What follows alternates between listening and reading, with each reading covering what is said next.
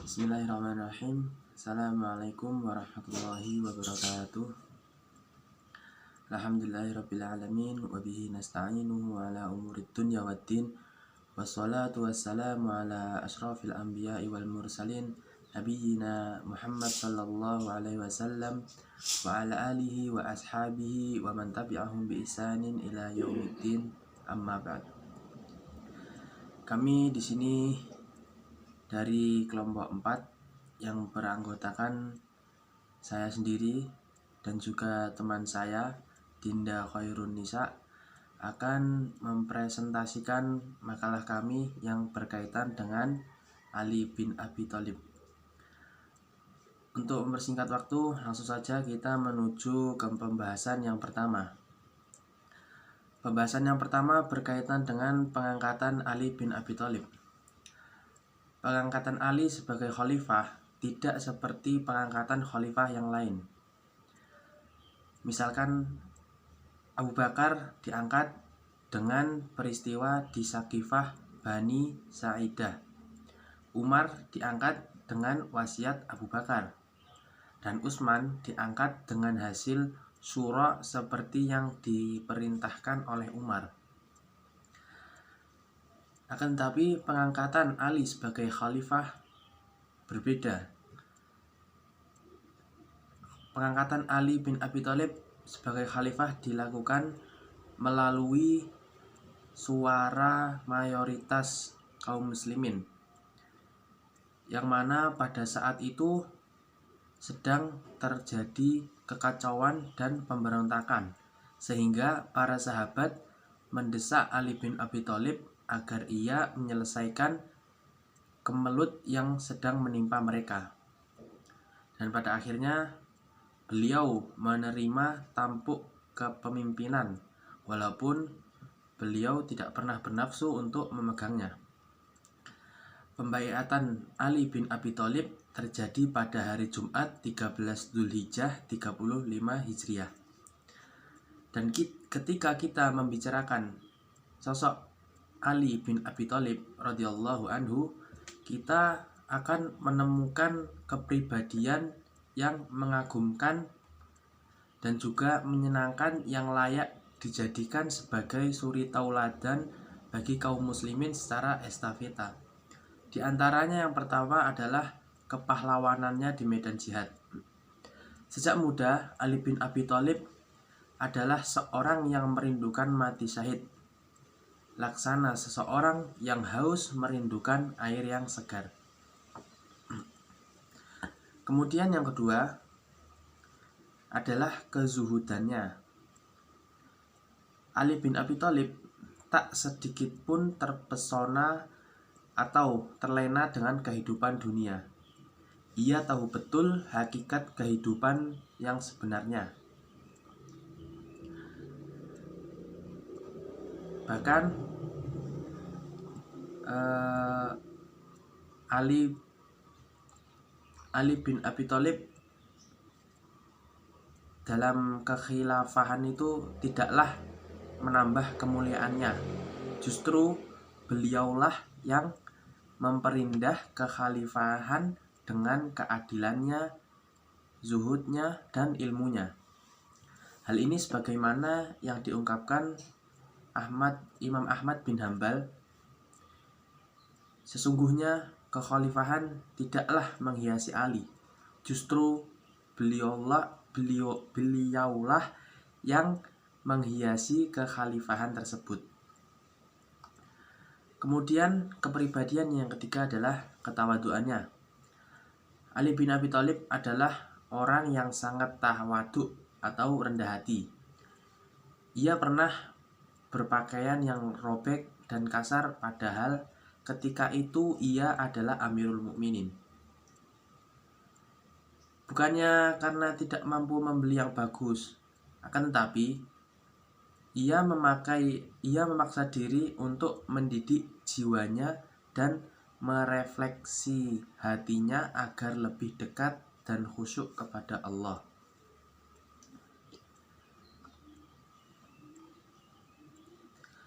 Dan ia yakin bahwa setiap tawadu akan mempengaruhi masyarakat sekitar, sehingga mereka pun merasa senang dan bahagia hidup bersama. Kemudian kepribadian yang keempat adalah keadilannya. Sebagaimana yang diriwayatkan oleh Ali bin Robi'ah, bahwasannya Ali bin Abi Thalib memiliki 2 orang istri.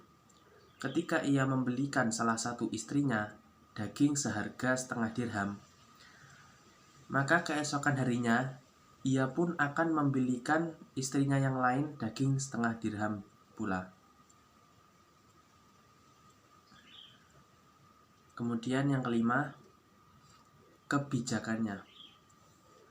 Sebagaimana yang telah kita ketahui bahwa Ali bin Abi Thalib memiliki sikap yang tegar dan kuat pendirian dalam membela kebenaran.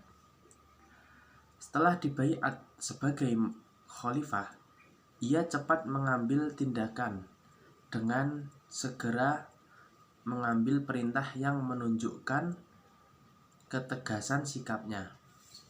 Di antaranya adalah, yang pertama adalah memecat beberapa gubernur yang diangkat oleh Utsman bin Affan yang berasal dari golongan Bani Umayyah,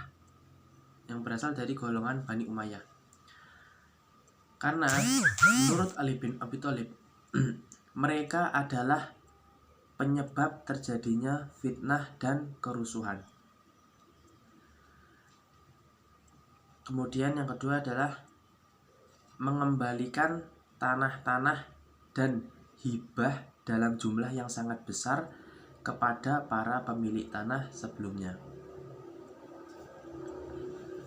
Kemudian kepribadiannya yang keenam adalah sikapnya kepada musuh.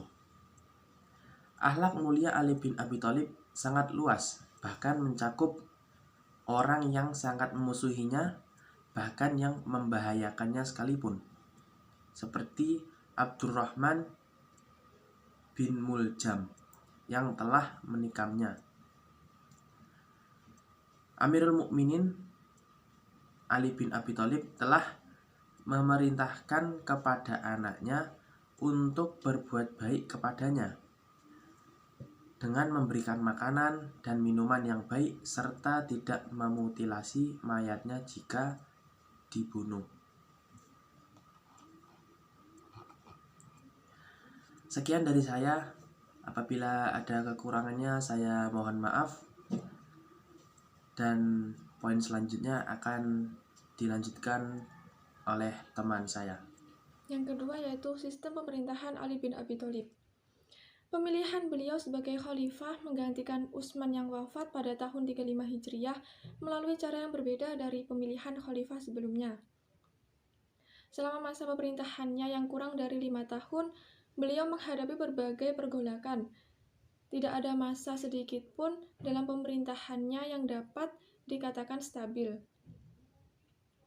Beliau menghadapi berbagai tantangan yang dilancarkan oleh Tolhah, Muawiyah, dan Khawarij yang mengakibatkan terjadinya perang. Peperangan yang pecah beberapa kali pada masa Khalifah Ali bin Abi Thalib menjadi sangat penting dalam catatan sejarah Islam. Sebab peristiwa itu memperlihatkan sesuatu yang baru dan menarik untuk ditelusuri, sebab di antara beberapa khalifah pendahulunya belum pernah ada yang turun langsung di medan perang selain beliau dan sekaligus menjadi panglimanya. Hanya saja sejarah mencatat bahwa peristiwa itu justru terjadi antar sesama saudara muslim. Nah, dapat disimpulkan bahwa di masa pemerintahan Ali bin Abi Thalib tidaklah semulus pemerintahan khalifah sebelumnya, dikarenakan banyaknya tekanan-tekanan politik yang dilakukan oleh para sesama muslim. Salah satunya yaitu Perang Jamal, di mana perang ini terjadi antara pasukan yang dipimpin oleh Khalifah Ali dengan pasukan yang dipimpin oleh Aisyah, istri Nabi sendiri.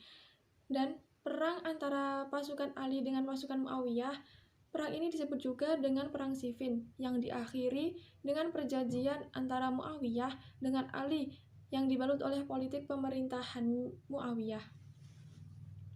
Yang ketiga yaitu usaha dalam stabilisasi pemerintahan. Pada masa pemerintahan Ali bin Abi Thalib banyak pergolakan yang terjadi, akan tetapi banyak hal yang dilakukannya dalam usaha pembangunan Islam. Di antaranya adalah dalam bidang ilmu bahasa. Pada masa pemerintahan Khalifah Ali bin Abi Thalib, wilayah kekuasaan Islam sangat luas.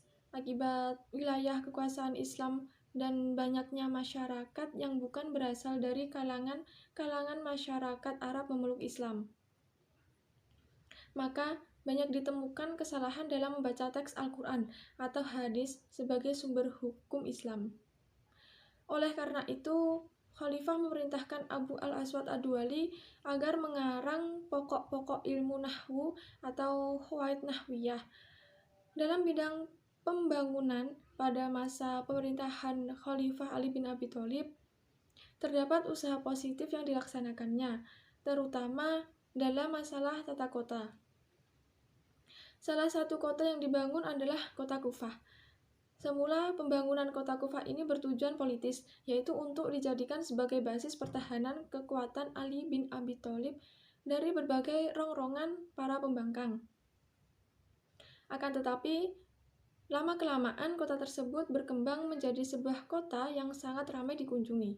Bahkan kemudian menjadi pusat pengembangan ilmu pengetahuan keagamaan. Khalifah Ali bin Abi Thalib juga merumuskan beberapa kebijakan politik, di antaranya melakukan penyelidikan terhadap pembunuhan Utsman bin Affan. Yang kedua, memindah ibu kota pemerintahan ke Kufah.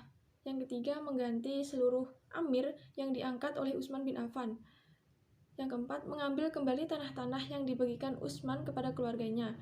Lalu, memerangi orang-orang yang ingin menghancurkan pemerintahannya. Dan meneruskan kebijakan khalifah sebelumnya, terutama dalam penyebaran ilmu-ilmu agama. Selain itu, Khalifah Ali bin Abi Thalib juga melakukan usaha dalam bidang perekonomian. Dalam menjalankan kebijakan perekonomian, Ali bin Abi Thalib, sebagaimana juga para khalifah sebelumnya, pemungutan zakat dan pajak mendapat perhatian utama. Ali melakukannya dengan cara yang adil dan berada dalam batas-batas tertentu. Cara ini dilakukan agar rakyat tidak mengorbankan kebutuhan hidupnya yang pokok untuk membayar pajak tersebut. Setelah diangkat sebagai khalifah, Ali bin Abi Thalib mengarahkan pemikirannya untuk memperbaiki ekonomi kekhalifahan yang banyak mengalami penurunan. Meskipun kondisi politik jauh dari kata kondusif, Ali bin Abi Thalib mengambil beberapa kebijakan strategis untuk memperbaiki kondisi ekonomi. Di antaranya, ia mengganti beberapa pejabat publik yang korup, membuka kembali lahan perkebunan yang telah diberikan kepada orang-orang yang tidak berhak, dan mendistribusikan pendapat pajak tahunan sesuai dengan ketentuan yang telah ditetapkan pada masa Umar bin Khattab. Khalifah Ali bin Abi Thalib juga membenahi keuangan negara atau Baitul Mal. Setelah mengganti pejabat negara yang kurang cakap dan disinyalir korupsi, Khalifah Ali bin Abi Thalib menyita harta para pejabat tersebut yang diperoleh secara tidak benar. Harta tersebut kemudian disimpan di Baitul Mal dan digunakan untuk kesejahteraan rakyat. Khalifah Ali bin Abi Thalib juga kembali menata sistem administrasi Baitul Mal dengan sangat baik. Sekian dari kelompok kami, kurang lebihnya kami mohon maaf. Ila liqa. Assalamualaikum warahmatullahi wabarakatuh.